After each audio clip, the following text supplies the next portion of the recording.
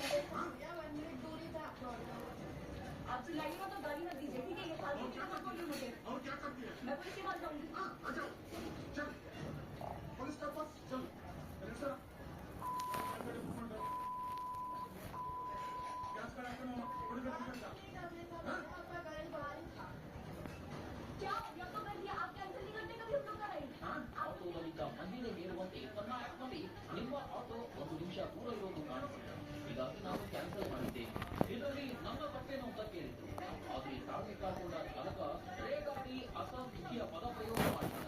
ಪೊಲೀಸರ ಬಳಿ ಹೋಗ್ತೀನಿ ಅಂದಿದ್ದಕ್ಕೆ ಮೊಬೈಲ್ ಕಸಿದುಕೊಳ್ಳಲು ಯತ್ನಿಸಿದ್ದ. मैं पुलिस के पास जाऊंगी।